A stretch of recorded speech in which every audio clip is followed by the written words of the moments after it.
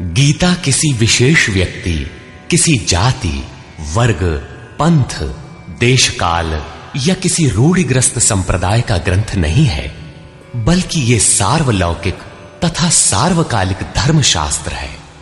ये प्रत्येक देश, प्रत्येक जाति, प्रत्येक आयु के, प्रत्येक स्त्री पुरुष के लिए, सबके लिए है। सचमुच गीता संपूर्ण मानव जाति का धर्मशास्त्र है और कितने गौरव की बात है कि गीता आपका धर्मशास्त्र है।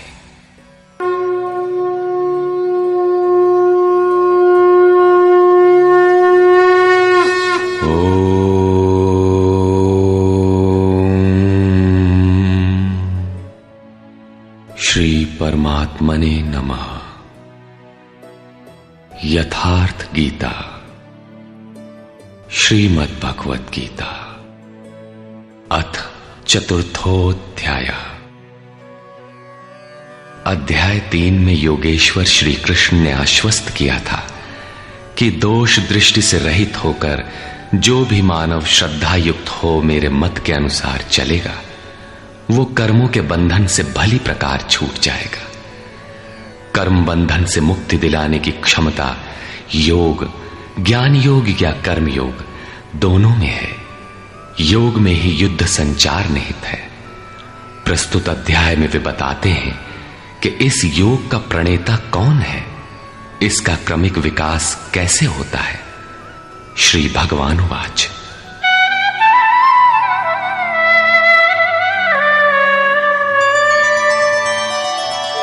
इमं विवस्वते योगं प्रोक्तवानहमव्ययम् विवस्वान्मनवे प्राह मनुरिक्ष्वाकवे ब्रवीत्।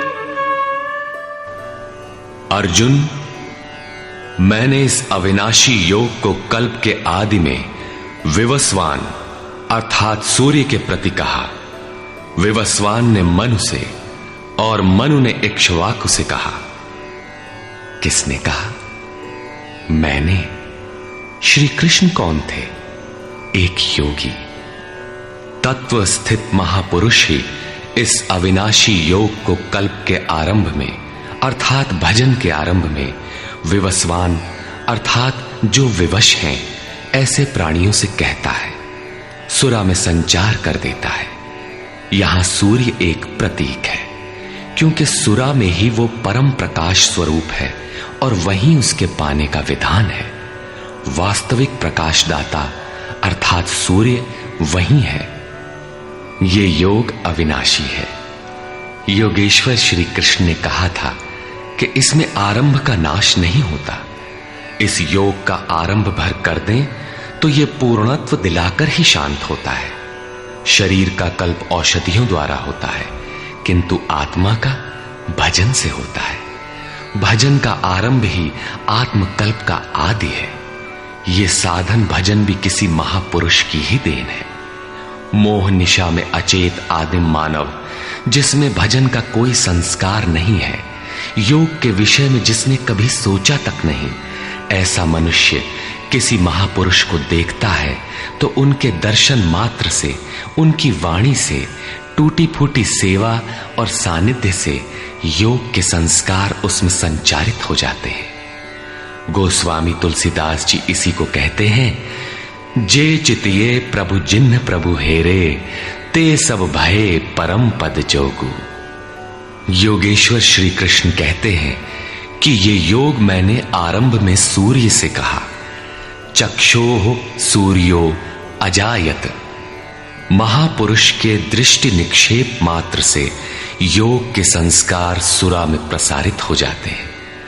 स्वयं प्रकाश, स्ववश परमेश्वर का निवास सबके हृदय में है।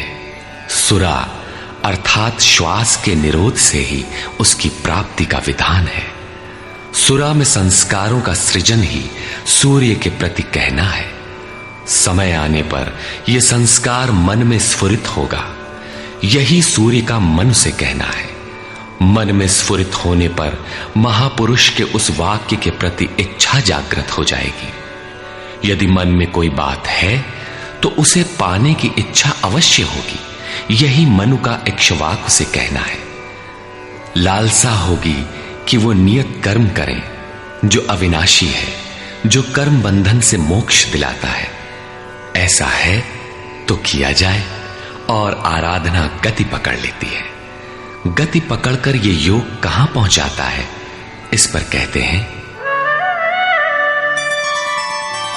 एवं परंपरा प्राप्तम् इमं राजर्षयो विदुः सकाले नेह महता योगो नष्टः परन्तप।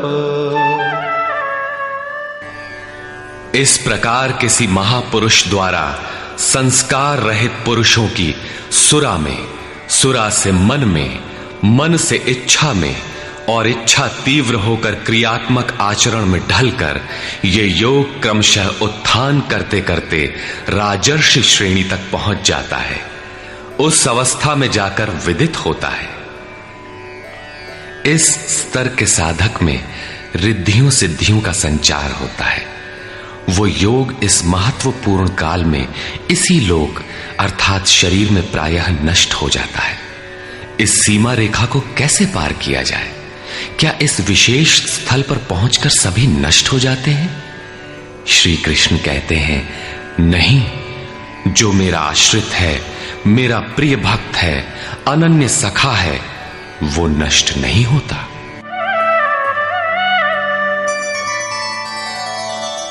स एवायं मया तेद्य योगः प्रोक्तः पुरातनः भक्तोऽसि मे सखा चेति रहस्यं ह्येतदुत्तमम्। वो ही ये पुरातन योग अब मैंने तेरे लिए वर्णन किया है, क्योंकि तू मेरा भक्त और सखा है और ये योग उत्तम रहस्यपूर्ण है। अर्जुन क्षत्रिय श्रेणी का साधक था, राजर्षि की अवस्था वाला था, जहां रिद्धियों सिद्धियों के थपेड़े में साधक नष्ट हो जाता है। इस काल में भी योग कल्याण की मुद्रा में ही है, किंतु प्रायः साधक यहां पहुंचकर लड़खड़ा जाते हैं। ऐसा अविनाशी किंतु रहस्यमय योग श्री कृष्ण ने अर्जुन से कहा, क्योंकि नष्ट होने की अवस्था में अर्जुन था ही। क्यों कहा? इसलिए कि तू मेरा भक्त है, अनन्य भाव से मेरे आश्रित है, प्रिय है, सखा है। जिस परमात्मा की हमें चाह है, वो सद्गुरु परमात्मा आत्मा से अभिन्न होकर जब निर्देशन देने लगे, तभी वास्तविक भजन आरंभ होता है। यहां प्रेरक की अवस्था में परमात्मा और सद्गुरु एक दूसरे के पर्याय हैं। जिस सतह पर हम खड़े हैं, उसी स्तर पर जब स्वयं प्रभु हृदय में उतर आए, रोकथाम करने लगे, डगमगाने पर संभालें, तभी मन वश में हो पाता है। मन बस होई तबही जब प्रेरक प्रभु बरजे। जब तक इष्ट देव रथी होकर, आत्मा से अभिन्न होकर प्रेरक के रूप में खड़े नहीं हो जाते, तब तक सही मात्रा में इस पथ में प्रवेश ही नहीं होता। वो साधक प्रत्याशी अवश्य है, लेकिन भजन उसके पास कहां? पूज्य गुरुदेव भगवान कहा करते थे, हो हम कई बार नष्ट होते होते बच गए, भगवान ने ही बचा लिया। भगवान ने ऐसे समझाया, ये कहा। हमने पूछा, महाराज जी, क्या भगवान भी बोलते हैं, बातचीत करते हैं? बोले, हां, हो, भगवान ऐसे बतियावत हैं जैसे हम तुम बतियाई, घंटों बतियाई और क्रम न टूटे। हमें उदासी हुई और आश्चर्य भी कि भगवान कैसे बोलते होंगे, ये तो बड़ी नई बात है। कुछ देर बाद महाराज जी बोले, काहे घबराता है, तो हूं से बतियाई हैं। अक्षरशः सत्य था उनका कथन, और यही सख्य भाव है। सखा की तरह वे निराकरण करते रहें, तभी इस नष्ट होने वाली स्थिति से साधक पार हो पाता है। अभी तक योगेश्वर श्री कृष्ण ने किसी महापुरुष द्वारा योग के आरंभ, इसमें आने वाले व्यवधान, उससे पार पाने का रास्ता बताया। इस पर अर्जुन ने प्रश्न किया। अर्जुन उवाच,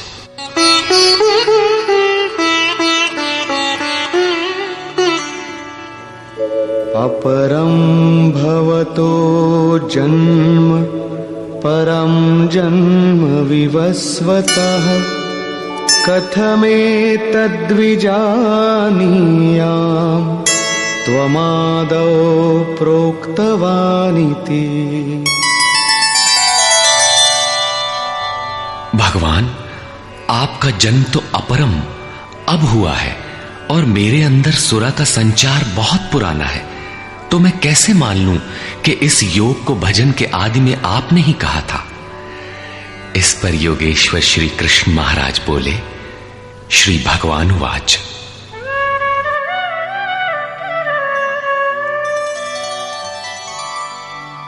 बहूनि मे व्यतीतानि जन्मानि तव चार्जुन तान्यहं वेद सर्वाणि न त्वं वेत्थ परन्तप। अर्जुन, मेरे और तेरे बहुत से जन्म हो चुके हैं। हे परम तप, उन सबको तू नहीं जानता, किंतु मैं जानता हूं। साधक नहीं जानता, स्वरूपस्थ महापुरुष जानता है, अव्यक्त की स्थिति वाला जानता है। क्या आप सबकी तरह पैदा होते हैं? श्री कृष्ण कहते हैं, नहीं, स्वरूप की प्राप्ति शरीर प्राप्ति से भिन्न है। मेरा जन्म इन आंखों से नहीं देखा जा सकता।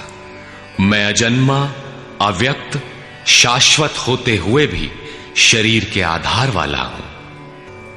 अवधू जीवत में कर आशा, मुए मुक्ति गुरु कहे स्वार्थी, झूठा दे विश्वासा।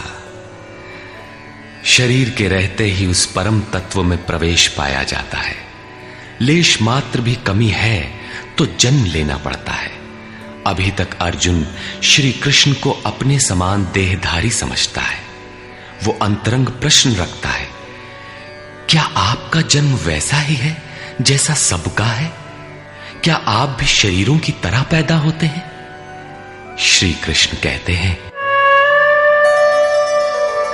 अजोऽपि सन्नव्ययात्मा भूतानामीश्वरोऽपि सन् प्रकृतिं स्वामधिष्ठाय संभवाम्यात्ममायया। मैं विनाश रहित, पुनः जन्म रहित और समस्त प्राणियों के स्वर में संचारित होने पर भी अपनी प्रकृति को अधीन करके आत्म माया से प्रकट होता हूं। एक माया तो अविद्या है, जो प्रकृति में ही विश्वास दिलाती है, नीच एवं अधम योनियों का कारण बनती है। दूसरी माया है आत्म माया, जो आत्मा में प्रवेश दिलाती है, स्वरूप के जन्म का कारण बनती है। इसी को योग माया भी कहते हैं, जिससे हम विलग हैं। उस शाश्वत स्वरूप से ये जोड़ती है, मिलन कराती है। उस आत्मिक प्रक्रिया द्वारा मैं अपनी त्रिगुणमयी प्रकृति को अधीन करके ही प्रकट होता हूं। प्रायः लोग कहते हैं कि भगवान का अवतार होगा तो दर्शन कर लेंगे। श्री कृष्ण कहते हैं कि ऐसा कुछ नहीं होता कि कोई दूसरा देख सके। स्वरूप का जन्म पिंड रूप में नहीं होता। श्री कृष्ण कहते हैं, योग साधना द्वारा, आत्म माया द्वारा अपनी त्रिगुणमयी प्रकृति को स्ववश करके मैं क्रमशः प्रकट होता हूं। लेकिन किन परिस्थितियों में?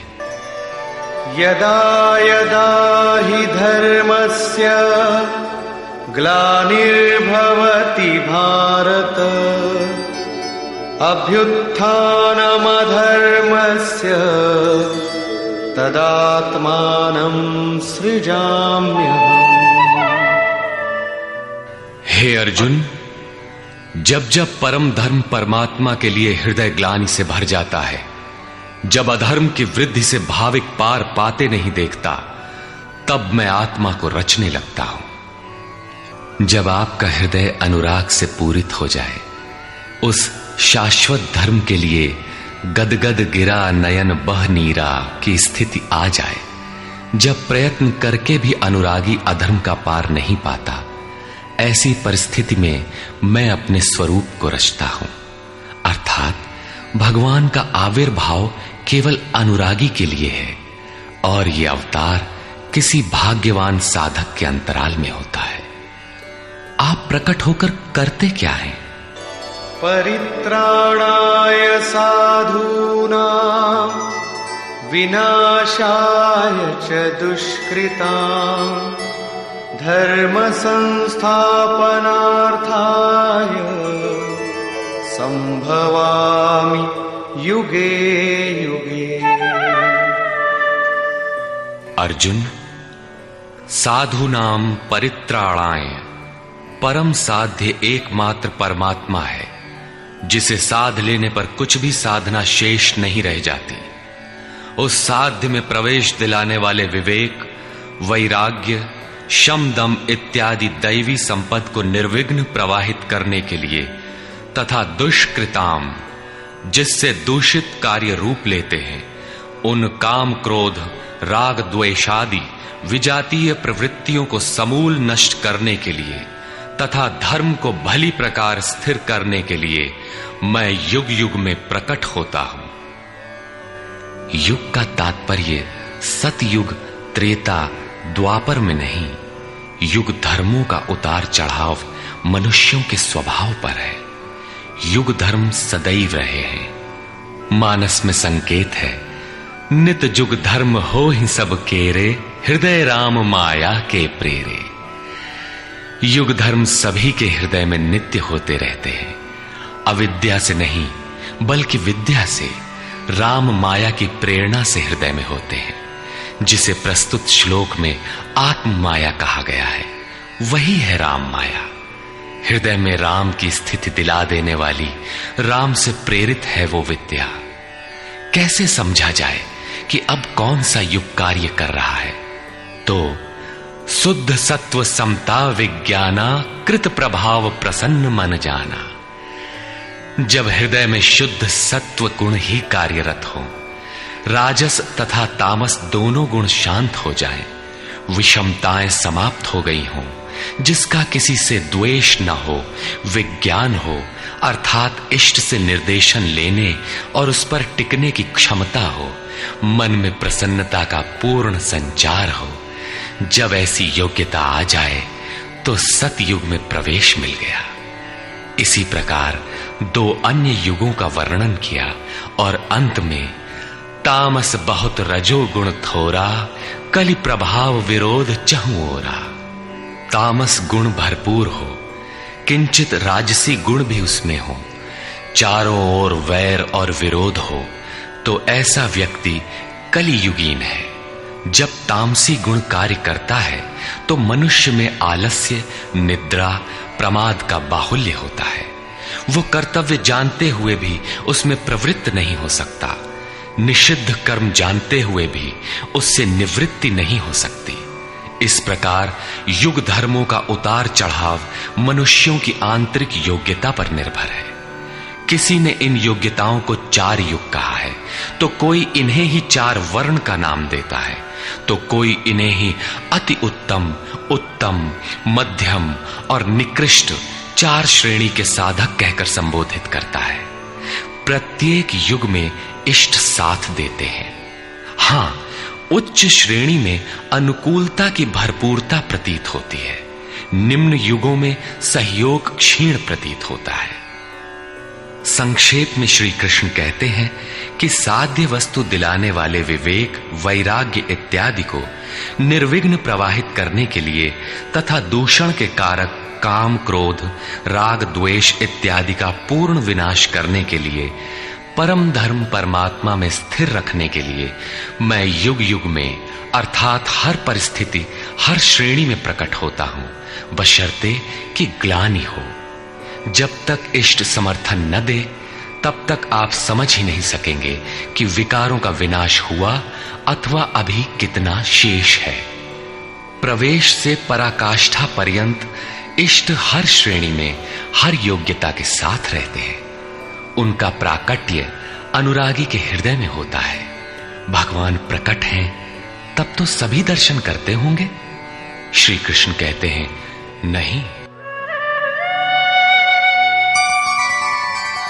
जन्म कर्म च मे दिव्यम् एवं यो वेत्ति तत्वतः त्यक्त्वा देहं पुनर्जन्म नैति मामेति सोऽर्जुन।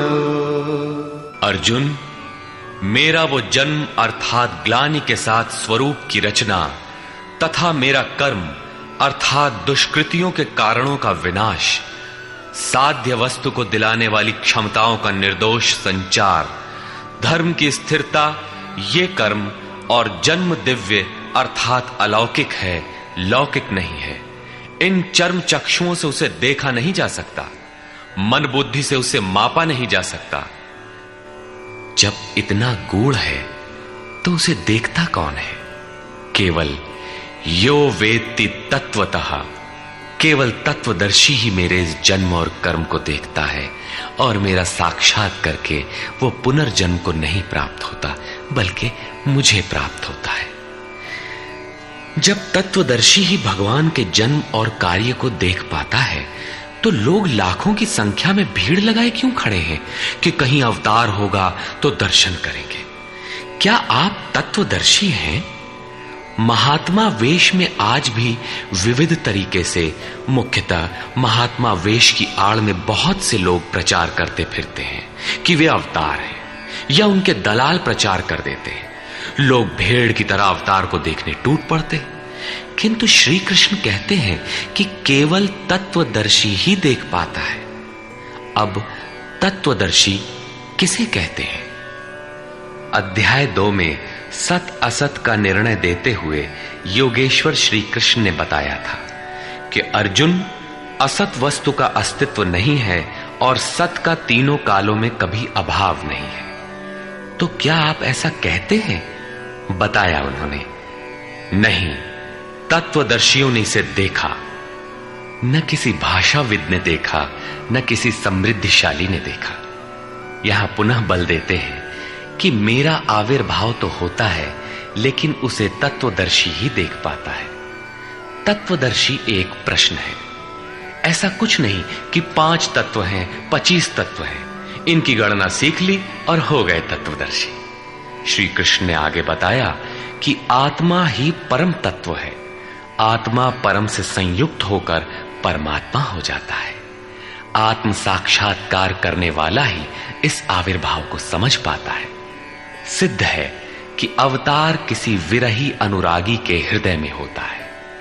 आरंभ में उसे वो समझ नहीं पाता कि हमें कौन संकेत देता है, कौन मार्गदर्शन करता है, किंतु परम तत्व परमात्मा के दर्शन के साथ ही वो देख पाता है, समझ पाता है और फिर शरीर को त्याग कर पुनर्जन्म को प्राप्त नहीं होता। श्री कृष्ण ने कहा कि मेरा जन्म दिव्य है, इसे देखने वाला मुझे प्राप्त होता है। तो लोगों ने उनकी मूर्ति बना ली, पूजा करने लगे, आकाश में कहीं उनके निवास की कल्पना कर ली। ऐसा कुछ नहीं है। उन महापुरुषों का आशय केवल इतना था कि यदि आप निर्धारित कर्म करें तो पाएंगे कि आप भी दिव्य हैं। आप जो हो सकते हैं वो मैं हो गया हूं। मैं आपकी संभावना हूं, आपका ही भविष्य हूं। अपने भीतर आप जिस दिन ऐसी पूर्णता पा लेंगे तो आप भी वही होंगे जो श्री कृष्ण है। जो श्री कृष्ण का स्वरूप है वही आपका भी हो सकता है। अवतार कहीं बाहर नहीं होता। हां, यदि अनुराग पूरित हृदय हो तो आपके भीतर भी अवतार की अनुभूति संभव है। वे आपको प्रोत्साहित करते हैं कि बहुत से लोग इस मार्ग पर चलकर मेरे स्वरूप को प्राप्त कर चुके हैं। वीतराग भय क्रोधा मन्मया मामुपाश्रिताः बहवो ज्ञानतपसा पूता मद्भावमागता। राग और विराग दोनों से परे वीतराग तथा इसी प्रकार भय अभय, क्रोध अक्रोध दोनों से परे अनन्य भाव से अर्थात अहंकार रहित मेरे शरण हुए बहुत से लोग ज्ञान तप से पवित्र होकर मेरे स्वरूप को प्राप्त हो चुके हैं। अब ऐसा होने लगा हो ऐसी बात नहीं है, यह विधान सदैव से रहा है। बहुत से पुरुष इसी प्रकार से मेरे स्वरूप को प्राप्त हो चुके हैं। किस प्रकार? जिन जिन का हृदय अधर्म की वृद्धि देखकर परमात्मा के लिए ग्लानि से भर गया, उस स्थिति में मैं अपने स्वरूप को रचता हूं। वे मेरे स्वरूप को प्राप्त होते हैं, जिसे योगेश्वर श्री कृष्ण ने तत्व दर्शन कहा था, उसे ही अब ज्ञान कहते हैं। परम तत्व है परमात्मा, उसे प्रत्यक्ष दर्शन के साथ जानना ज्ञान है। ऐसी जानकारी वाले ज्ञानी मेरे स्वरूप को प्राप्त करते हैं।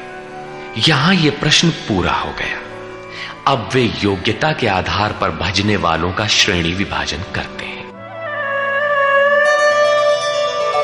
ये यथा मां प्रपद्यन्ते तांस्तथैव भजाम्यहम् मम वर्त्मानुवर्तन्ते मनुष्याः पार्थ सर्वशः।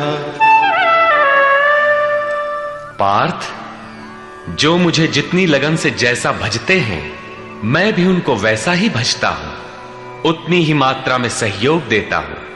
साधक की श्रद्धा ही कृपा बनकर उसे मिलती है। इस रहस्य को जानकर सुधीजन संपूर्ण भाव से मेरे मार्ग के अनुसार ही बरतते हैं। जैसा मैं बरतता हूं, जो मुझे प्रिय है वैसा ही आचरण करते हैं। जो मैं कराना चाहता हूं वही करते हैं। भगवान कैसे भजते हैं? वे रथी बनकर खड़े हो जाते हैं, साथ चलने लगते हैं, यही उनका भजना है। दूषित जिनसे पैदा होते हैं, उनका विनाश करने के लिए वे खड़े हो जाते हैं। सत्य में प्रवेश दिलाने वाले सद्गुणों का परित्राण करने के लिए वे खड़े हो जाते हैं। जब तक इष्ट देव हृदय से पूर्णता रथी न हो और हर कदम पर सावधान न करें, तब तक कोई कैसा ही भजनानंदी क्यों न हो, लाख आंख मूंदे, लाख प्रयत्न करे, वो इस प्रकृति के द्वंद्व से पार नहीं हो सकता। वो कैसे समझेगा कि हम कितनी दूरी तय कर चुके, कितना शेष है। इष्ट ही आत्मा से अभिन्न होकर खड़े हो जाते हैं और उसका मार्गदर्शन करते हैं कि तुम यहां पर हो, ऐसे करो, ऐसे चलो। इस प्रकार प्रकृति की खाई पाटते हुए शनैः शनैः आगे बढ़ाते हुए स्वरूप में प्रवेश दिला देंगे। भजन तो साधक को ही करना पड़ता है, किंतु उसके द्वारा इस पथ में जो दूरी तय होती है वो इष्ट की देन है। ऐसा जानकर सभी मनुष्य सर्वतोभावेन मेरा अनुसरण करते हैं। किस प्रकार वे बरतते हैं? कांक्षन्तः कर्मणां सिद्धिं यजन्त इह देवताः क्षिप्रं हि मानुषे लोके सिद्धिर्भवति कर्मजा। वे पुरुष इस मनुष्य शरीर में कर्मों की सिद्धि चाहते हुए देवताओं को पूजते हैं। कर्म कौन सा? श्री कृष्ण ने कहा, अर्जुन तू नियत कर्म कर। नियत कर्म क्या है? यज्ञ की प्रक्रिया ही कर्म है। यज्ञ क्या है? साधना की विधि विशेष, जिसमें श्वास प्रश्वास का हवन, इंद्रियों के बहिर्मुखी प्रवाह को संयमाग्नि में हवन किया जाता है, जिसका परिणाम है परमात्मा। कर्म का शुद्ध अर्थ है आराधना, जिसका स्वरूप इसी अध्याय में आगे मिलेगा। इस आराधना का परिणाम क्या है?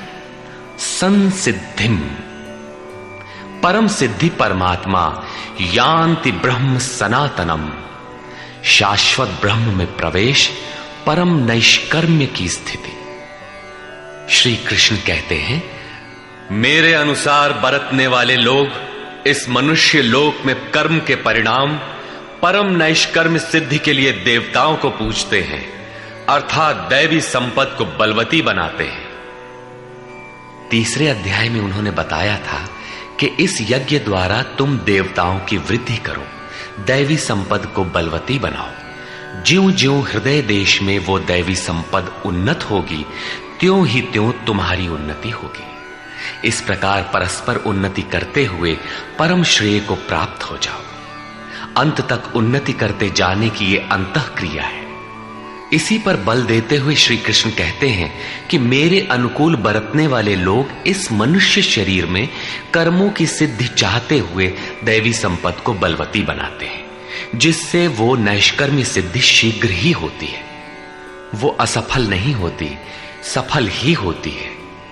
शीघ्र का तात्पर्य, क्या कर्म में प्रवृत्ति होते ही तत्क्षण ये परम सिद्धि मिल जाती है? श्री कृष्ण कहते हैं, नहीं, इस सोपान पर क्रमशः चढ़ने का विधान है। कोई छलांग लगाकर भावातीत ध्यान जैसा चमत्कार नहीं होता।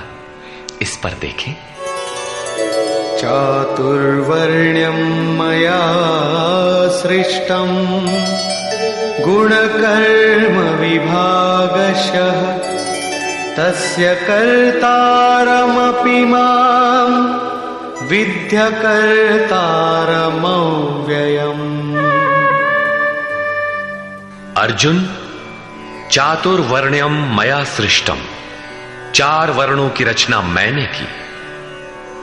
तो क्या मनुष्यों को 4 भागों में बांट दिया? श्री कृष्ण कहते हैं, नहीं, गुण कर्म विभागशः, गुणों के माध्यम से कर्म को 4 भागों में बांटा। गुण एक पैमाना है, मापदंड है। तामसी गुण होगा तो आलस्य, निद्रा, प्रमाद, कर्म में न प्रवृत्त होने का स्वभाव, जानते हुए भी अकर्तव्य से निवृत्ति न हो पाने की विवशता रहेगी। ऐसी अवस्था में साधन आरंभ कैसे करें? 2 घंटे आप आराधना में बैठते हैं, इस कर्म के लिए प्रयत्नशील होना चाहते हैं, किंतु 10 मिनट भी अपने पक्ष में नहीं पाते। शरीर अवश्य बैठा है, लेकिन जिस मन को बैठना चाहिए वो हवा से बातें कर रहा है, कुतर्कों का जाल बुन रहा है, तरंग पर तरंग छाई है। तो आप बैठे क्यों हैं? समय क्यों नष्ट करते हैं? उस समय केवल परिचर्यात्मकम कर्म शूद्रस्यापि स्वभावजम, जो महापुरुष अव्यक्त की स्थिति वाले हैं, अविनाशी तत्व में स्थित हैं, उनकी तथा इस पथ पर अग्रसर अपने से उन्नत लोगों की सेवा में लग जाओ। इससे दूषित संस्कार शमन होते जाएंगे, साधना में प्रवेश दिलाने वाले संस्कार सबल होते जाएंगे। क्रमशः तामसी गुण न्यून होने पर राजसी गुणों की प्रधानता तथा सात्विक गुण के स्वल्प संचार के साथ साधक की क्षमता वैश्य श्रेणी की हो जाती है। उस समय वही साधक इंद्रिय संयम, आत्मिक संपत्ति का संग्रह स्वभावतः करने लगेगा। कर्म करते करते उसी साधक में सात्विक गुणों का बाहुल्य हो जाएगा, राजसी गुण कम रह जाएंगे, तामसी गुण शांत रहेंगे। उस समय वही साधक क्षत्रिय श्रेणी में प्रवेश पालेगा। शौर्य, कर्म में प्रवृत्त रहने की क्षमता, पीछे न हटने का स्वभाव, सब भावों पर स्वामी भाव, प्रकृति के तीनों गुणों को काटने की क्षमता उसके स्वभाव में ढल जाएगी। वही कर्म और सूक्ष्म होने पर मात्र सात्विक गुण कार्यरत रह जाने पर मन का शमन, इंद्रियों का दमन, एकाग्रता, सरलता, ध्यान, समाधि, ईश्वरीय निर्देश, आस्तिकता इत्यादि ब्रह्म में प्रवेश दिलाने वाली स्वाभाविक क्षमता के साथ वही साधक ब्राह्मण श्रेणी का कहा जाता है। ये ब्राह्मण श्रेणी के कर्म की निम्नतम सीमा है।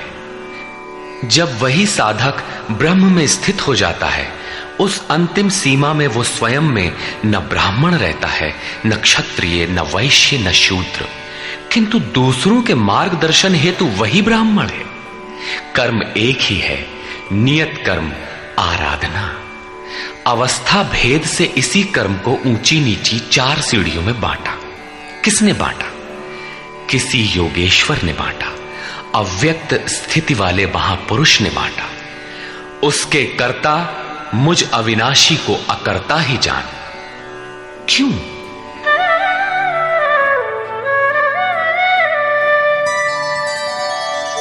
न मां कर्माणि लिम्पन्ति न मे कर्मफले स्पृहा इति मां योऽभिजानाति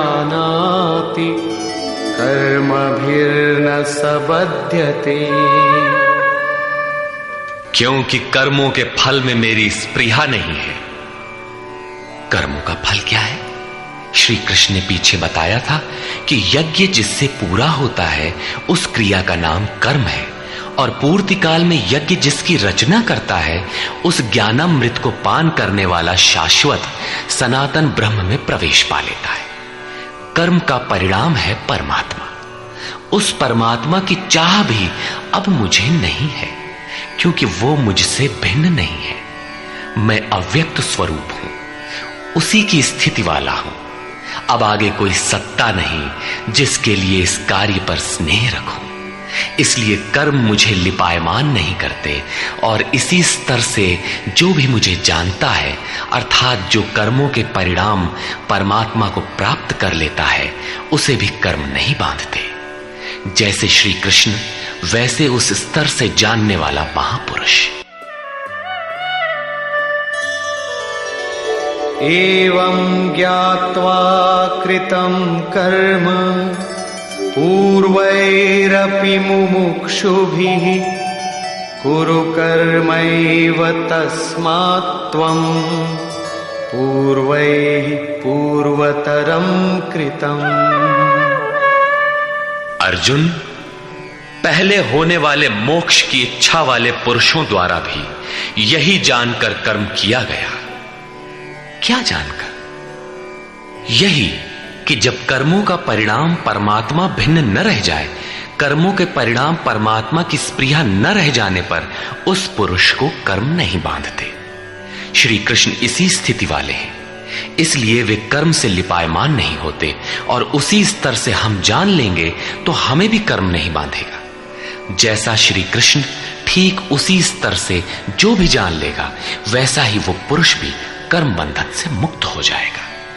अब श्री कृष्ण भगवान, महात्मा, अव्यक्त, योगेश्वर या महायोगेश्वर जो भी रहे हों, वो स्वरूप सबके लिए है। यही समझकर पहले के मुमुक्षु पुरुषों ने, मोक्ष की इच्छा वाले पुरुषों ने कर्म पर कदम रखा। इसलिए अर्जुन, तू भी पूर्वजों द्वारा सदा से किए हुए इसी कर्म को कर। यही कल्याण का एकमात्र मार्ग है। अभी तक योगेश्वर श्री कृष्ण ने कर्म करने पर बल दिया, किंतु यह स्पष्ट नहीं किया कि कर्म क्या है। अध्याय 2 में उन्होंने कर्म का नाम मात्र लिया कि अब इसी को तू निष्काम कर्म के विषय में सुन। उसकी विशेषताओं का वर्णन किया कि यह जन्म मरण के महान भय से रक्षा करता है। कर्म करते समय सावधानी का वर्णन किया, लेकिन यह नहीं बताया कि कर्म क्या है। अध्याय 3 में उन्होंने कहा कि ज्ञान मार्ग अच्छा लगे या निष्काम कर्म योग, कर्म तो करना ही पड़ेगा। न कर्मों को त्यागने से कोई ज्ञानी होता है, और न कर्म को न आरंभ करने से कोई निष्कर्मी। हठवश जो नहीं करते वे दंभी है। इसलिए मन से इंद्रियों को वश में करके कर्म कर। कौन सा कर्म करें? तो बताया नियत कर्म कर। अब ये निर्धारित कर्म है कौन? तो बोले यज्ञ की प्रक्रिया ही नियत कर्म है। एक नवीन प्रश्न दिया कि यज्ञ क्या है जिसे करें तो कर्म हो जाए। वहां भी यज्ञ की उत्पत्ति बताई, उसकी विशेषताओं का वर्णन किया, किंतु यज्ञ नहीं बताया जिससे कर्म को समझा जा सके। अभी तक ये स्पष्ट नहीं हुआ कि कर्म क्या है। अब कहते हैं कि अर्जुन, कर्म क्या है, अकर्म क्या है, इस विषय में बड़े बड़े विद्वान भी मोहित हैं। उसे भली प्रकार समझ लेना चाहिए। किं कर्म किम कर्मेति कवयोप्यत्र मोहिताः तत्ते कर्म प्रवक्ष्यामि यज्ञात्वा मोक्ष्यसे शुभाम्। कर्म क्या है और अकर्म क्या है, इस विषय में बुद्धिमान पुरुष भी मोहित हैं। इसलिए मैं वो कर्म तेरे लिए अच्छी तरह से कहूंगा जिसे जानकर तू अशुभात मोक्ष से, अशुभ अर्थात संसार बंधन से भली प्रकार छूट जाएगा। कर्म कोई ऐसी वस्तु है जो संसार बंधन से मुक्ति दिलाती है। इसी कर्म को जानने के लिए श्री कृष्ण पुनः बल देते हैं। कर्मणो ह्यपि बोद्धव्यम् बोद्धव्यम् च विकर्मणः अकर्मणश्च बोद्धव्यम् गहना कर्मणो गतिः। कर्म का स्वरूप भी जानना चाहिए, अकर्म का स्वरूप भी समझना चाहिए, और विकर्म अर्थात विकल्प शून्य विशेष कर्म जो आप्त पुरुषों द्वारा होता है उसे भी जानना चाहिए, क्योंकि कर्म की गति गहन है। कतिपय लोगों ने विकर्म का अर्थ निषिद्ध कर्म, मन लगाकर किया गया कर्म इत्यादि किया है। वस्तुतः यहां वि उपसर्ग विशिष्टता का द्योतक है। प्राप्ति के पश्चात महापुरुषों के कर्म विकल्प शून्य होते हैं। आत्मस्थित, आत्मतृप्त, आत्मकाम महापुरुषों को न तो कर्म करने से कोई लाभ है और न छोड़ने से कोई हानि ही है। फिर भी वे पीछे वालों के हित के लिए कर्म करते हैं। ऐसा कर्म विकल्प शून्य है, विशुद्ध है, और यही कर्म विकर्म कहलाता है। उदाहरणार्थ, गीता में जहां भी किसी कार्य में वि उपसर्ग लगा है उसकी विशेषता का द्योतक है, निष्कृष्टता का नहीं। यथा योग युक्तो विशुद्धात्मा विजितात्मा जितेंद्रिय। अभी आपने विकर्म देखा, रहा कर्म और अकर्म, जिसे अगले श्लोक में समझने का प्रयास करें। यदि यहां कर्म अकर्म का विभाजन नहीं समझ सके तो कभी नहीं समझ सकेंगे।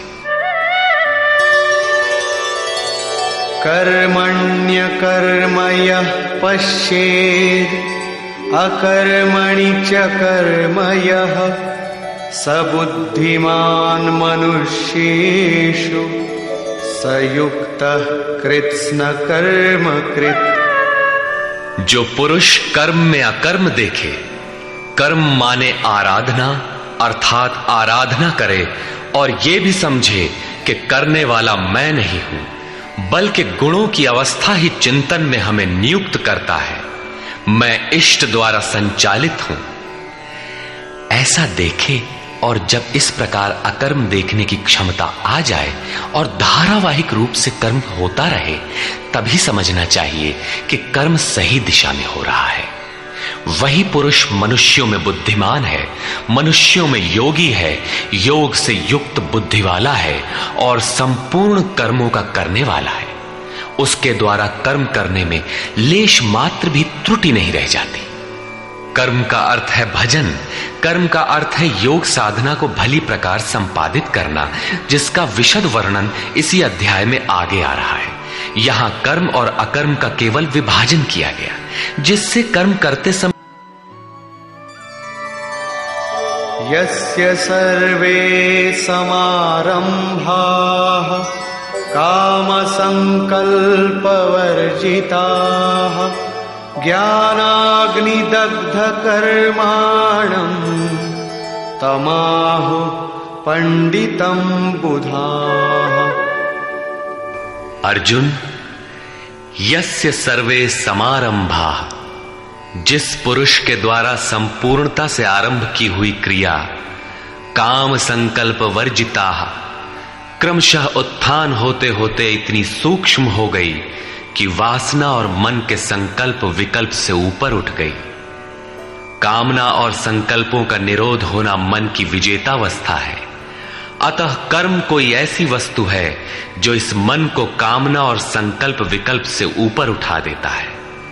उस समय ज्ञानाग्नि दग्ध कर्माणम, अंतिम संकल्प के भी शमन के साथ, जिसे हम नहीं जानते, जिसे जानने के लिए हम इच्छुक थे, उस परमात्मा की प्रत्यक्ष जानकारी हो जाती है। क्रियात्मक पथ पर चलकर परमात्मा की प्रत्यक्ष जानकारी का नाम ही ज्ञान है। उस ज्ञान के साथ ही दग्ध कर्माणम, कर्म सदा के लिए दग्ध हो जाते हैं। जिसे पाना था पा लिया, आगे कोई सत्ता नहीं जिसकी शोध करे, इसलिए कर्म करके ढूंढे भी तो किसे। उस जानकारी के साथ कर्म की आवश्यकता समाप्त हो जाती है। ऐसी स्थिति वालों को ही बोध स्वरूप महापुरुषों ने पंडित कहकर संबोधित किया है। उनकी जानकारी पूर्ण है। ऐसी स्थिति वाला महापुरुष करता क्या है, रहता कैसे है, उसकी रहनी पर प्रकाश डालते हैं। त्यक्त्वा कर्मफला संगम नित्य तृप्तो निराश्रयः कर्मण्यभिप्रवृत्तोऽपि नैव किंचित् करोति सः। अर्जुन, वह पुरुष सांसारिक आश्रय से रहित होकर नित्य वस्तु परमात्मा में ही तृप्त रहकर कर्मों के फल परमात्मा की आसक्ति को भी त्याग कर कर्म में अच्छी प्रकार बरतता हुआ भी कुछ नहीं करता। निराशीर्यत चित्तात्मा त्यक्त सर्व परिग्रहः शारीरं केवलं कर्म कुर्वन्नाप्नोति किल्बिषम्। जिसने अंतःकरण और शरीर को जीत लिया है, भोगों की संपूर्ण सामग्री जिसने त्याग दी है, ऐसे आशा रहित पुरुष का शरीर केवल कर्म करता दिखाई भर पड़ता है। वस्तुतः वो करता धरता कुछ नहीं, इसलिए पाप को प्राप्त नहीं होता। वो पूर्णत्व को प्राप्त है, इसलिए आवागमन को प्राप्त नहीं होता।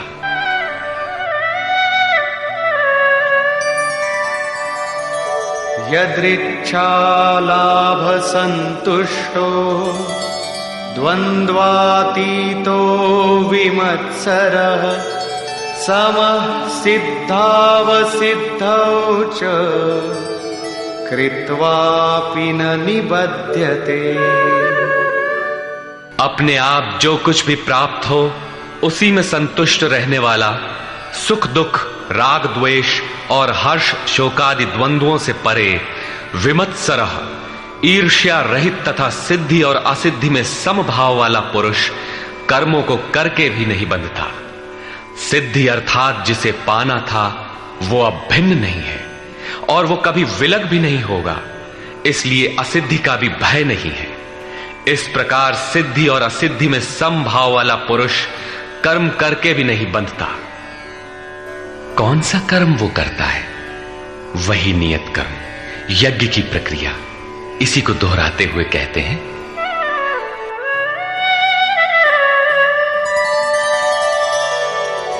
गत संगस्य मुक्तस्य ज्ञानावस्थित चेतसः यज्ञायाचरतः कर्म समग्रं प्रविलीयते।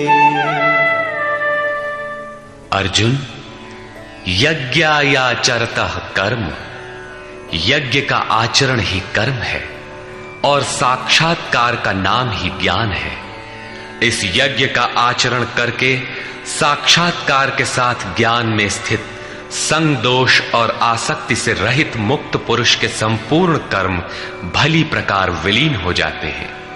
वे कर्म कोई परिणाम उत्पन्न नहीं कर पाते, क्योंकि कर्मों का फल परमात्मा उनसे भिन्न नहीं रह गया। अब फल में कौन सा फल लगेगा, इसलिए उन मुक्त पुरुषों को अपने लिए कर्म करने की आवश्यकता समाप्त हो जाती है। फिर भी लोक संग्रह के लिए वे कर्म करते ही हैं और करते हुए भी वे इन कर्मों से लिप्त नहीं होते। जब करते हैं तो लिप्त क्यों नहीं होते?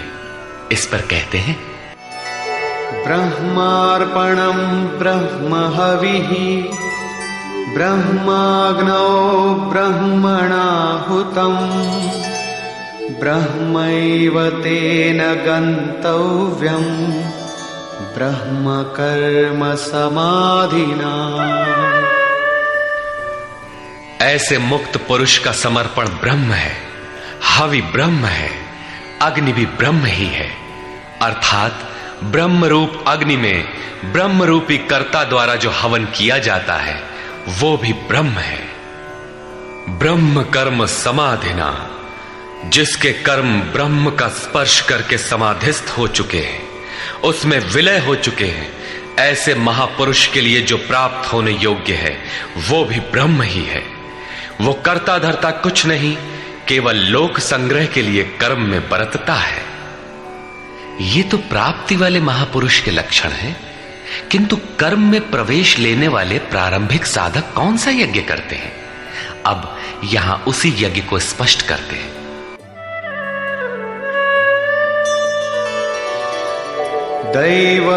दैवमेवापरे यज्ञं योगिनः पर्युपासते ब्रह्माग्नावपरे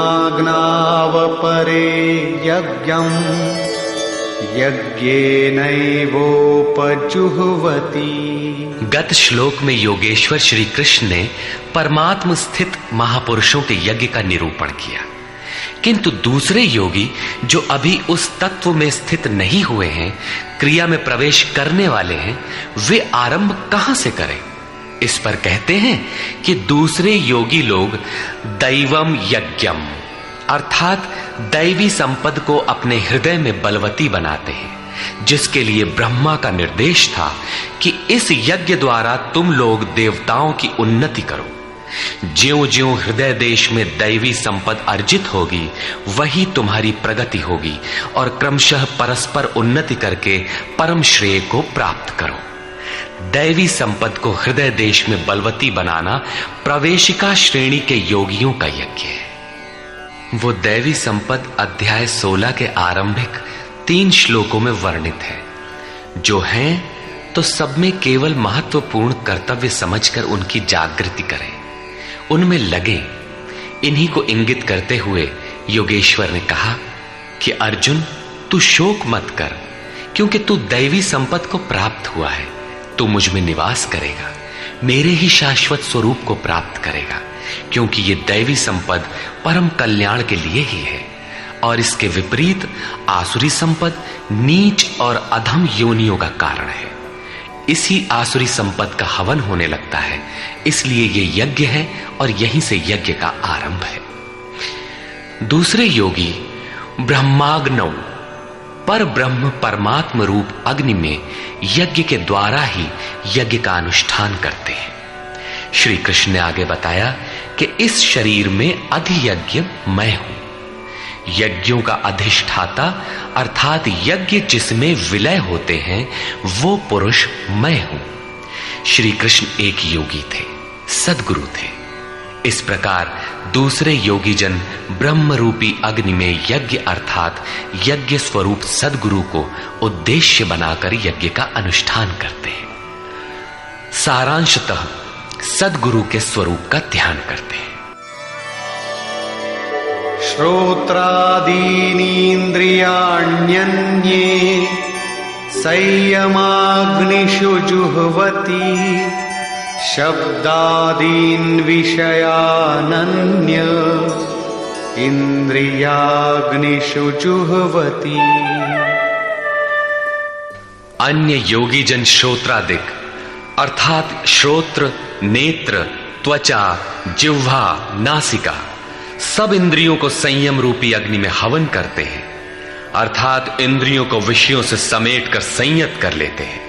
यहां आग नहीं जलती। जैसे अग्नि में डालने से हर वस्तु भस्मसात हो जाती है, ठीक इसी प्रकार संयम ही एक अग्नि है जो इंद्रियों के संपूर्ण बहिर्मुखी प्रवाह को दग्ध कर देता है। दूसरे योगी लोग शब्दादिक अर्थात शब्द, स्पर्श, रूप, रस और गंध विषयों को इंद्रिय रूपी अग्नि में हवन कर देते हैं, अर्थात उनका आशय बदलकर साधना परक बना लेते हैं। साधक को संसार में रहकर ही तो भजन करना है।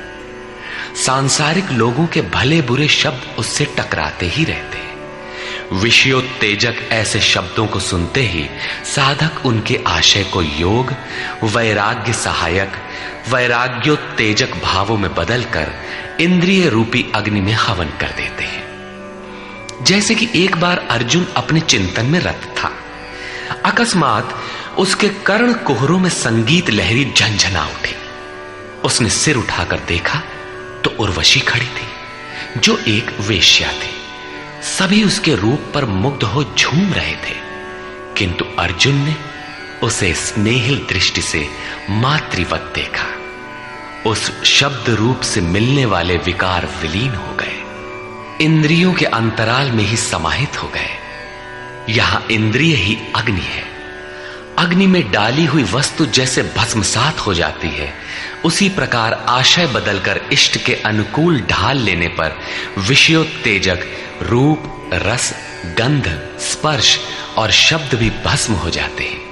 साधक पर कुप्रभाव नहीं डाल पाते। साधक इन शब्दादिकों में रुचि नहीं लेता, इन्हें ग्रहण नहीं करता।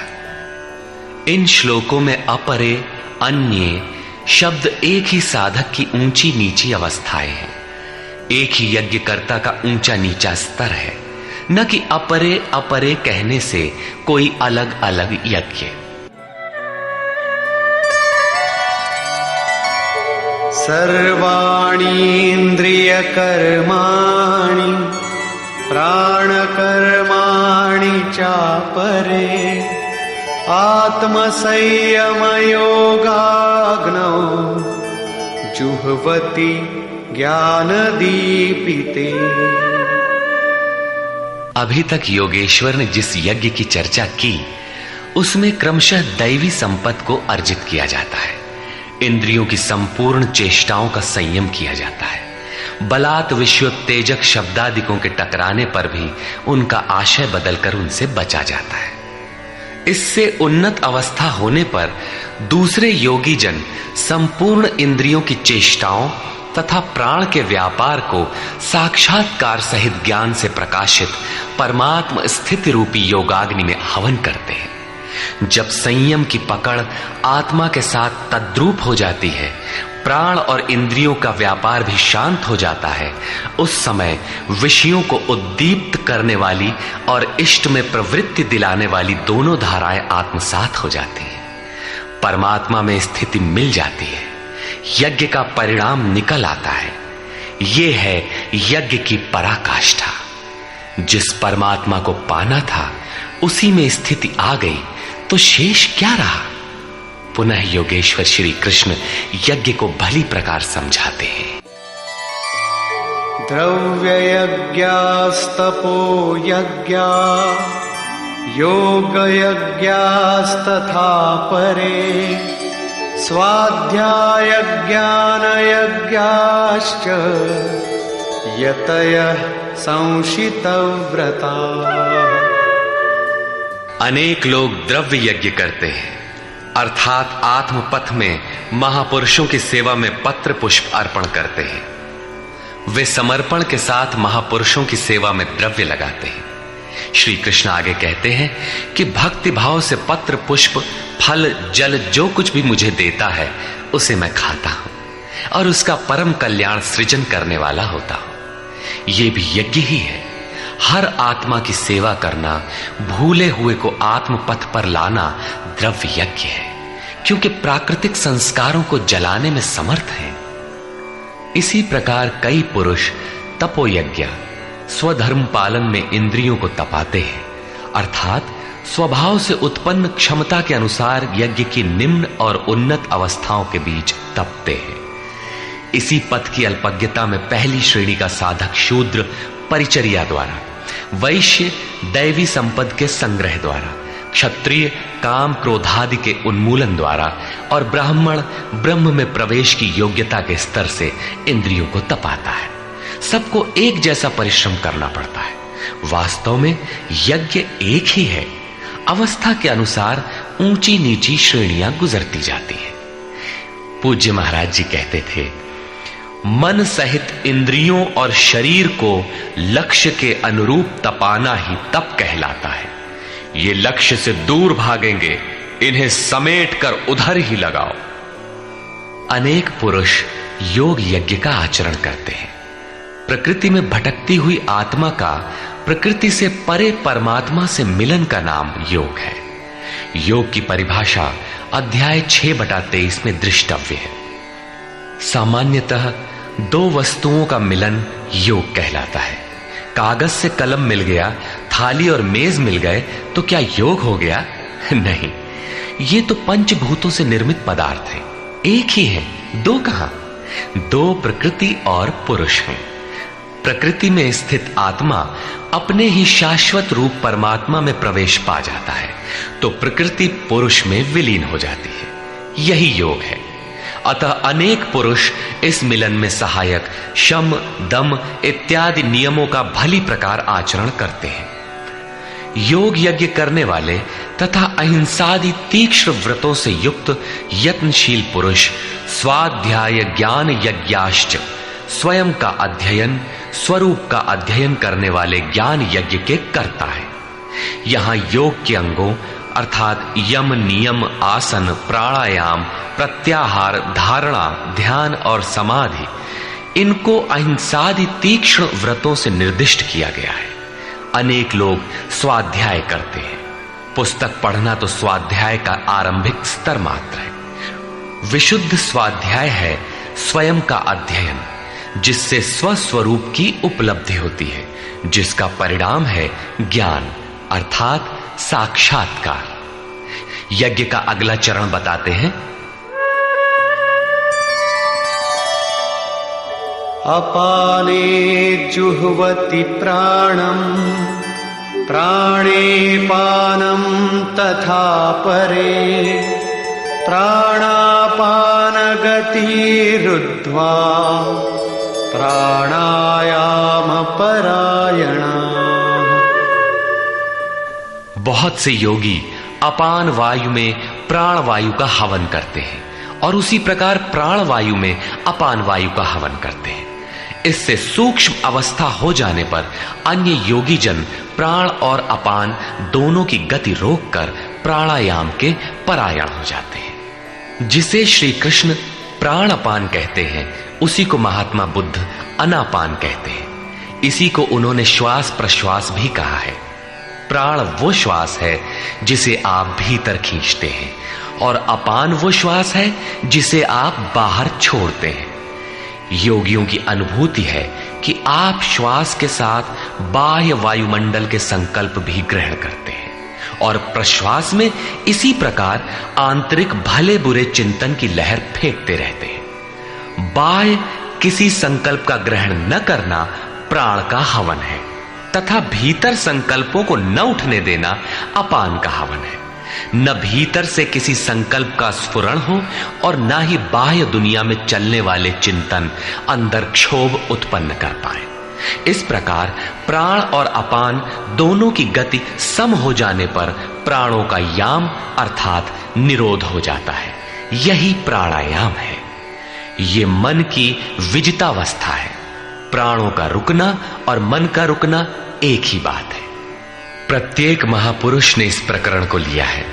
वेदों में इसका उल्लेख है, चत्वारि वाक पारमिता पदानि। इसी को पूज्य महाराज जी कहा करते थे। हो, एक ही नाम को 4 श्रेणियों से जपा जाता है, बैखरी, मध्यमा, पश्यंती और परा। बैखरी उसे कहते हैं जो व्यक्त हो जाए, नाम का इस प्रकार उच्चारण हो कि आप सुने और बाहर कोई बैठा हो तो उसे भी सुनाई पड़े। मध्यमा अर्थात मध्यम स्वर में जप, जिसे केवल आप ही सुने, बगल में बैठा हुआ व्यक्ति भी उस उच्चारण को सुन न सके। ये उच्चारण कंठ से होता है। धीरे धीरे नाम की धुन बन जाती है, डोर लग जाती है। साधना और सूक्ष्म हो जाने पर पश्यंती अर्थात नाम देखने की अवस्था आ जाती है। फिर नाम को जपा नहीं जाता, यही नाम श्वास में ढल जाता है। मन को दृष्टा बनाकर खड़ा कर दे, देखते बर रहे कि सांस कहती क्या है, सांस आती है कब, बाहर निकलती है कब, कहती है क्या।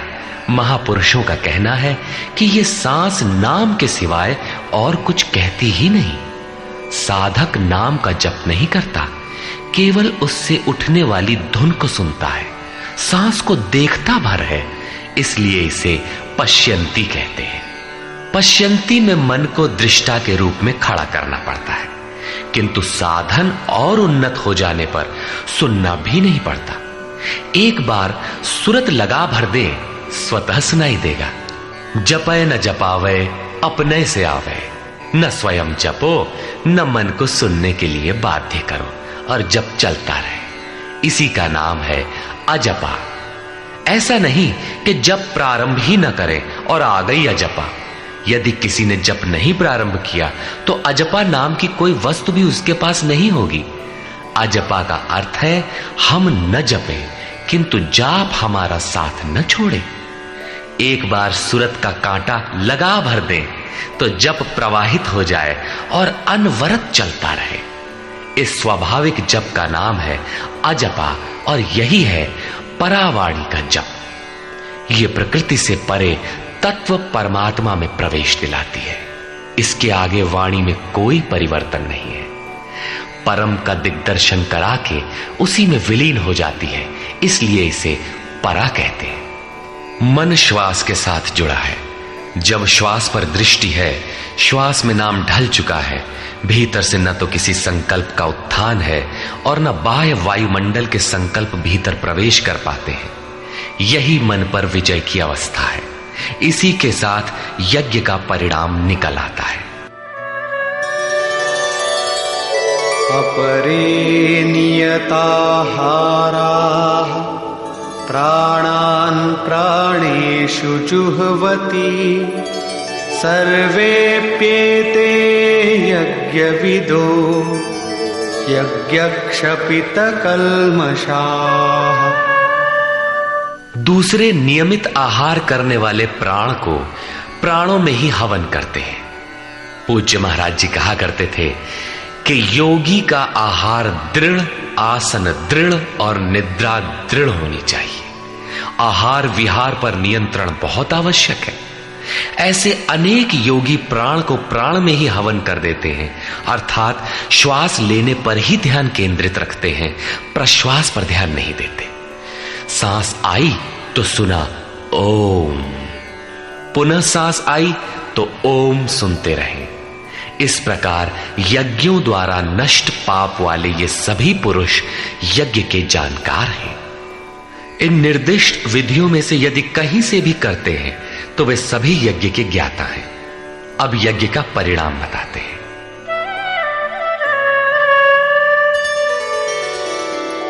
यज्ञशिष्टामृतभुजो यान्ति ब्रह्म सनातनम् नायं लोकोऽस्त्ययज्ञस्य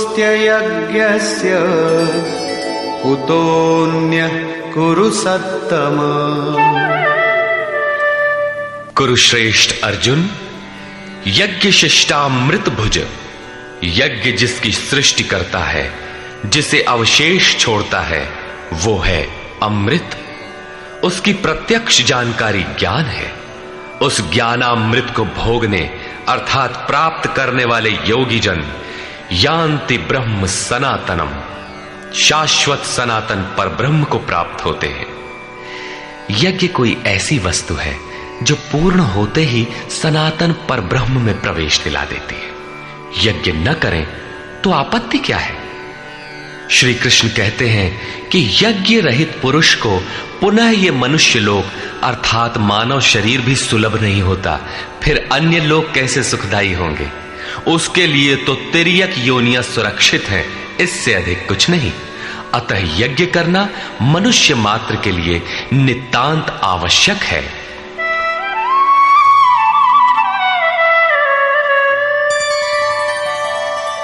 एवं बहुविधा यज्ञा वितता ब्रह्मणो मुखे कर्मजान् विद्धितान् सर्वान् एवं ज्ञात्वा विमोक्ष्यसे।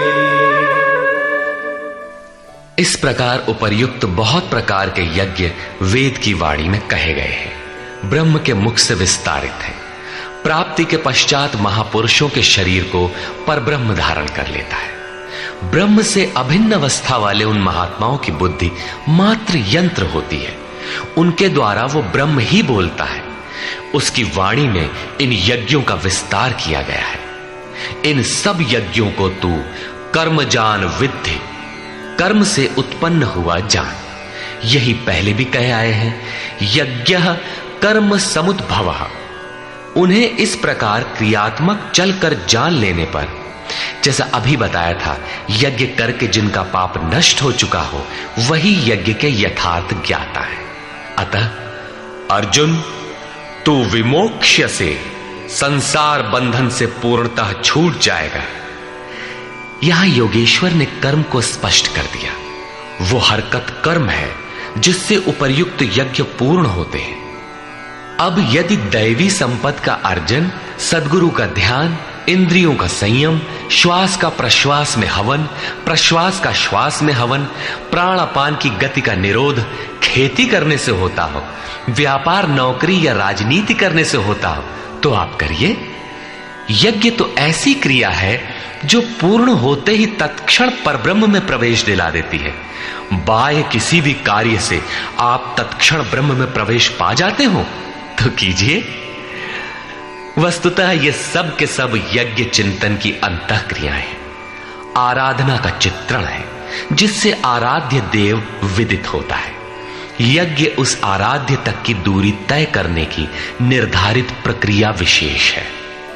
ये यज्ञ श्वास प्रश्वास, प्राणायाम इत्यादि जिस क्रिया से संपन्न होते हैं उस कार्य प्रणाली का नाम कर्म है।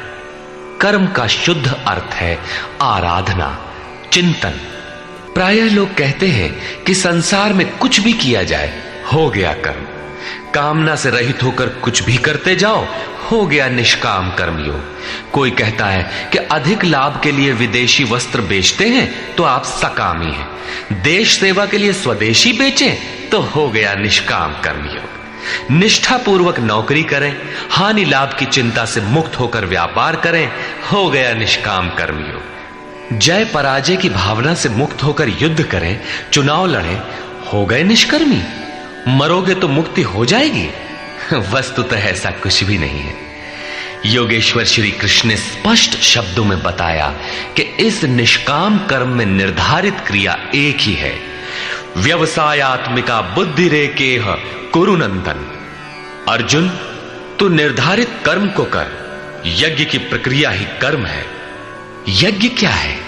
श्वास प्रश्वास का हवन, इंद्रियों का संयम, यज्ञ स्वरूप महापुरुष का ध्यान, प्राणायाम, प्राणों का निरोध। ये यज्ञ जिससे होने लगे उस क्रिया का नाम कर्म है। संपूर्ण गीता में एक भी श्लोक ऐसा नहीं है जो सांसारिक कार्य व्यापारों का समर्थन करता हो। प्रायः यज्ञ का नाम आने पर लोग बाहर एक यज्ञ वेदी बनाकर तिल जौ लेकर स्वाहा बोलते हुए हवन प्रारंभ कर देते हैं। ये एक धोखा है। द्रव्य यज्ञ दूसरा है जिसे श्री कृष्ण ने कई बार कहा, किंतु पशु बलि, वस्तुदाह इत्यादि से इसका कोई संबंध नहीं है। श्रेयान् द्रव्यमयाद् यज्ञात् ज्ञानयज्ञः परन्तप सर्वं कर्माखिलं पार्थ ज्ञाने परिसमाप्यते। अर्जुन, सांसारिक द्रव्यों से सिद्ध होने वाले यज्ञ की अपेक्षा ज्ञान यज्ञ, जिसका परिणाम ज्ञान अर्थात साक्षात्कार है, यज्ञ जिसकी सृष्टि करता है, उस अमृत तत्व की जानकारी का नाम ज्ञान है। ऐसा यज्ञ श्रेयस्कर है, परम कल्याणकारी है। हे पार्थ, संपूर्ण कर्म ज्ञान में शेष हो जाते हैं। परिसमाप्यते, भली प्रकार समाहित हो जाते हैं। ज्ञान यज्ञ की पराकाष्ठा है। उसके पश्चात कर्म किए जाने से न कोई लाभ है और न छोड़ देने से उस महापुरुष की कोई क्षति ही होती है। इस प्रकार भौतिक द्रव्यों से होने वाले यज्ञ भी यज्ञ है, किंतु उस यज्ञ की तुलना में जिसका परिणाम साक्षात्कार है, उस ज्ञान यज्ञ की अपेक्षा अत्यंत अल्प है। आप करोड़ का हवन करें, सैकड़ों यज्ञ वेदी बना लें, सतपथ पर द्रव्य लगावें, साधु संत महापुरुषों की सेवा में द्रव्य लगावें, किंतु इस ज्ञान यज्ञ की अपेक्षा अल्प है। वस्तुतः यज्ञ श्वास प्रश्वास का है, इंद्रियों के संयम का है, मन के निरोध का है, जैसा श्री कृष्ण अभी बता आए। इस यज्ञ को प्राप्त कहां किया जाए, उसकी विधि कहां से सीखें? यथा तद्विद्धि प्रणिपातेन परिप्रश्नेन सेवया उपदेक्षन्ति ते ज्ञानम् ज्ञानिनस्तत्त्वदर्शिनः। इसलिए अर्जुन, तू तत्वदर्शी महापुरुष के पास जाकर भली प्रकार प्रणत होकर, अर्थात दंडवत प्रणाम करके, अहंकार त्याग कर, शरण होकर, भली प्रकार सेवा करके, निष्कपट भाव से प्रश्न करके तो उस ज्ञान को जान। वे तत्व को जानने वाले ज्ञानी जन तेरे लिए उस ज्ञान का उपदेश करेंगे, साधना पथ पर चलाएंगे। समर्पित भाव से सेवा करने के उपरांत ही इस ज्ञान को सीखने की क्षमता आती है। तत्वदर्शी महापुरुष परम तत्व परमात्मा का प्रत्यक्ष दिग्दर्शन करने वाले हैं। वे यज्ञ की विधि विशेष के ज्ञाता हैं और वही आपको भी सिखाएंगे। यदि अन्य यज्ञ होता तो ज्ञानी तत्वदर्शी की क्या आवश्यकता थी? स्वयं भगवान के सामने ही तो अर्जुन खड़ा था। भगवान उसे तत्वदर्शी के पास क्यों भेजते हैं? वस्तुतः श्री कृष्ण एक योगी थे। उनका आशय है कि आज तो अनुरागी अर्जुन मेरे समक्ष उपस्थित है, भविष्य में अनुरागियों को कहीं भ्रम न हो जाए कि श्री कृष्ण तो चले गए, अब किसकी शरण जाए। इसलिए उन्होंने स्पष्ट किया कि तत्वदर्शी के पास जाओ, वे ज्ञानी जन तुझे उपदेश देंगे और यज्ञात्वा न पुनर्मोहम् एवं यास्यसि पांडव येन भूतान्यशेषेण द्रक्ष्यस्यात्मन्यथो मयि। उस ज्ञान को उनके द्वारा समझकर तू इस प्रकार फिर कभी मोह को प्राप्त नहीं होगा। उनसे दी गई जानकारी के द्वारा उस पर चलते हुए तू अपनी आत्मा के अंतर्गत संपूर्ण भूतों को देखेगा, अर्थात सभी प्राणियों में इसी आत्मा का प्रसार देखेगा। जब सर्वत्र एक ही आत्मा के प्रसार को देखने की क्षमता आ जाएगी, उसके पश्चात तू मुझ में प्रवेश करेगा। अतः उस परमात्मा को पाने का साधन तत्व स्थित महापुरुष के द्वारा है। ज्ञान के संबंध में, धर्म और शाश्वत सत्य के संबंध में श्री कृष्ण के अनुसार किसी तत्वदर्शी से ही पूछने का विधान है।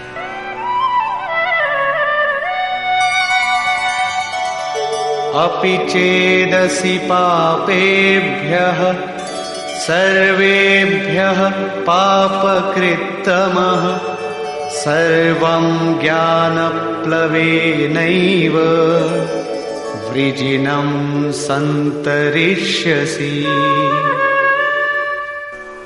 यदि तू सब पापियों से भी अधिक पाप करने वाला है, तब भी ज्ञान रूपी नौका द्वारा सभी पापों से निसंदेह भली प्रकार तर जाएगा।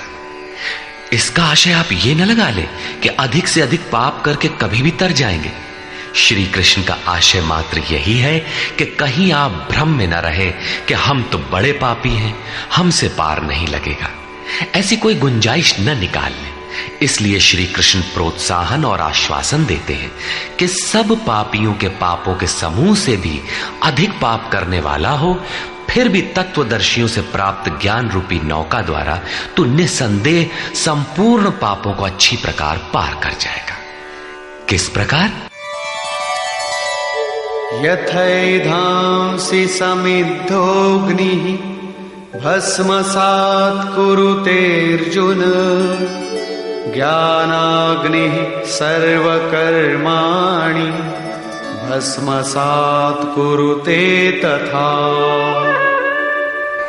अर्जुन, जिस प्रकार प्रज्वलित अग्नि ईंधन को भस्म कर देता है, ठीक उसी प्रकार ज्ञान रूपी अग्नि संपूर्ण कर्मों को भस्म कर देता है। यह ज्ञान की प्रवेशिका नहीं है जहां से यज्ञ में प्रवेश मिलता है, वरन यह ज्ञान अर्थात साक्षात्कार की पराकाष्ठा का चित्रण है, जिसमें पहले विजातीय कर्म भस्म होते हैं और फिर प्राप्ति के साथ चिंतन कर्म भी उसी में विलय हो जाते हैं। जिसे पाना था पा लिया, अब आगे चिंतन कर किसे ढूंढे? ऐसा साक्षात्कार वाला ज्ञानी संपूर्ण शुभाशुभ कर्मों का अंत कर लेगा। वो साक्षात्कार होगा कहां? बाहर होगा अथवा भीतर? इस पर कहते हैं,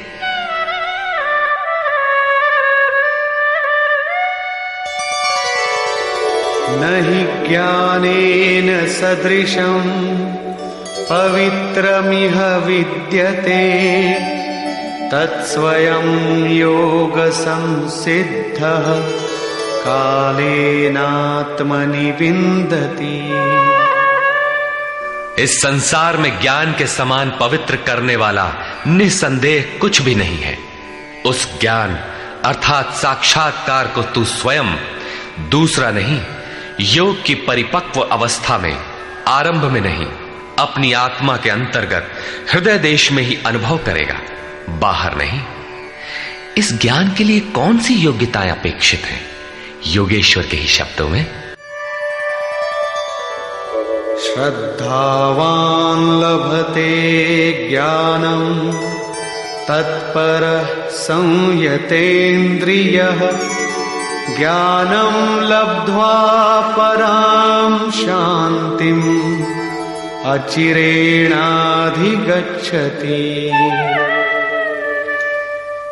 श्रद्धावान, तत्पर तथा संयतेंद्रिय पुरुष ही ज्ञान प्राप्त कर पाता है। भावपूर्वक जिज्ञासा नहीं है तो तत्वदर्शी की शरण जाने पर भी ज्ञान नहीं प्राप्त होता। केवल श्रद्धा ही पर्याप्त नहीं है, श्रद्धावान शिथिल प्रयत्न भी हो सकता है। अतः महापुरुष द्वारा निर्दिष्ट पथ पर तत्परता से अग्रसर होने की लगन आवश्यक है। इसके साथ ही संपूर्ण इंद्रियों का संयम अनिवार्य है। जो वासनाओं से विरत नहीं है उसके लिए साक्षात्कार अर्थात ज्ञान की प्राप्ति कठिन है। केवल श्रद्धावान आचरणरत संयतेंद्रिय पुरुष ही ज्ञान प्राप्त करता है। ज्ञान को प्राप्त कर वो तत्क्षण परम शांति को प्राप्त हो जाता है, जिसके पश्चात कुछ भी पाना शेष नहीं रहता। और जहां श्रद्धा नहीं है, अज्ञश्चाश्रद्दधानश्च संशयात्मा विनश्यति नायं लोकोऽस्ति न परो न सुखं संशयात्मनः। अज्ञानी जो यज्ञ के विधि विशेष से अनभिज्ञ है एवं श्रद्धा रहित तथा संशय युक्त पुरुष इस परमार्थ पथ से भ्रष्ट हो जाता है। उनमें भी संशय युक्त पुरुष के लिए न तो सुख है, न पुनः मनुष्य शरीर है और न परमात्मा ही। अतः तत्वदर्शी महापुरुष के पास जाकर इस पथ के संशयों का निवारण कर लेना चाहिए, अन्यथा वे वस्तु का परिचय कभी नहीं पाएंगे। फिर पाता कौन है? योग संन्यस्त कर्माणं ज्ञान संच्छिन्न संशयम् आत्मवन्तं न कर्माणि निबध्नन्ति धनंजय। जिसके कर्म योग द्वारा भगवान में समाहित हो चुके हैं, जिसका संपूर्ण संशय परमात्मा की प्रत्यक्ष जानकारी द्वारा नष्ट हो गया है, परमात्मा से संयुक्त ऐसे पुरुष को कर्म नहीं बांधते। योग के द्वारा ही कर्मों का शमन होगा, ज्ञान से ही संशय नष्ट होगा। इसीलिए श्री कृष्ण कहते हैं, तस्मादज्ञान संभूतं हृत्स्थं ज्ञानासिनात्मनः चित्वैनं संशयं योगम् आतिष्ठोत्तिष्ठ भारत। इसलिए भरतवंशी अर्जुन, तू योग में स्थित हो और अज्ञान से उत्पन्न हुए हृदय में स्थित अपने संशय को ज्ञान रूपी तलवार से काट युद्ध के लिए खड़ा हो। जब साक्षात्कार में बाधक संशय शत्रु मन के भीतर है तो बाहर कोई किसी से क्यों लड़ेगा? वस्तुतः जब आप चिंतन पथ पर अग्रसर होते हैं तब संशय से उत्पन्न बाह्य प्रवृत्तियां बाधा के रूप में स्वाभाविक है। ये शत्रु के रूप में भयंकर आक्रमण करती है।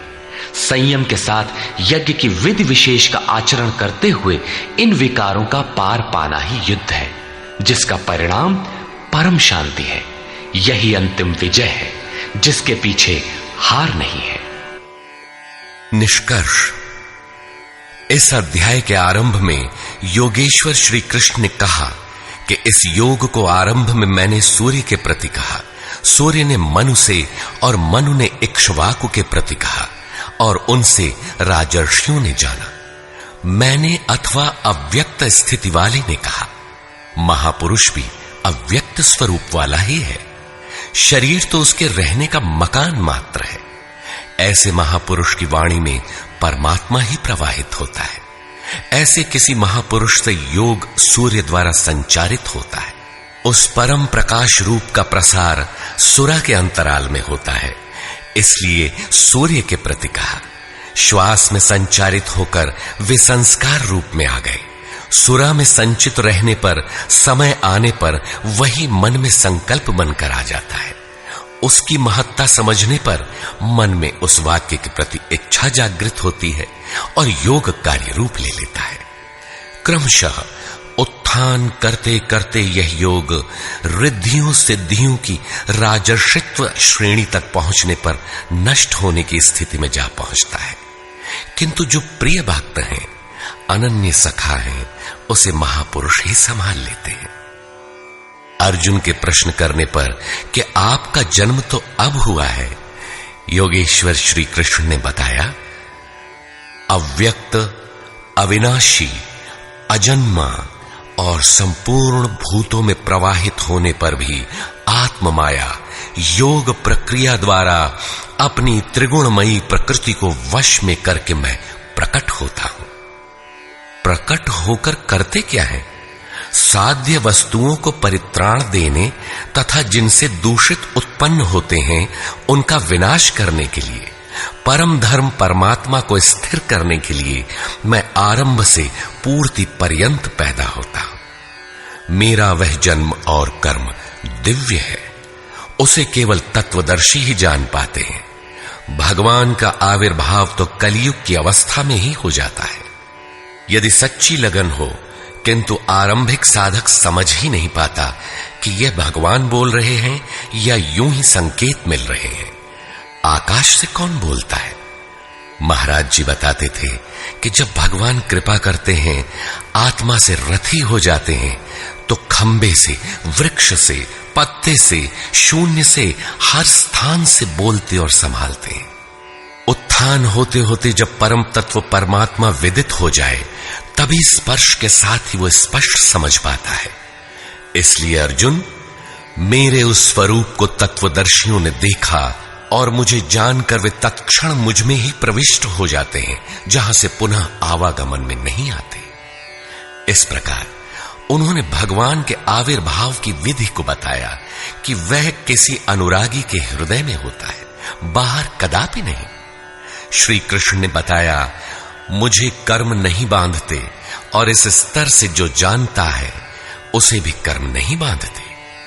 यही समझकर मुमुक्षु पुरुषों ने कर्म का आरंभ किया था कि उस स्तर से जानेंगे तो जैसे श्री कृष्ण, वैसा ही उस स्तर से जानने वाला वह पुरुष, और जान लेने पर वैसा ही वह मुमुक्ष अर्जुन। यह उपलब्धि निश्चित है यदि यज्ञ किया जाए। यज्ञ का स्वरूप बताया, यज्ञ का परिणाम परम तत्व परम शांति बताया। इस ज्ञान को पाया कहां जाए? इस पर किसी तत्वदर्शी के पास जाने और उन्हें विधियों से पेश आने को कहा, जिससे वे महापुरुष अनुकूल हो जाए। योगेश्वर ने स्पष्ट किया कि वह ज्ञान तू स्वयं आचरण करके पाएगा, दूसरे के आचरण से तुझे नहीं मिलेगा।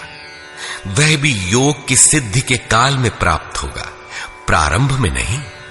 वह ज्ञान अर्थात साक्षात्कार हृदय देश में होगा, बाहर नहीं। श्रद्धालु, तत्पर, संयतेंद्रिय एवं संशय रहित पुरुष ही इसे प्राप्त करता है। अतः हृदय में स्थित अपने संशय को वैराग्य की तलवार से काट। यह हृदय देश की लड़ाई है।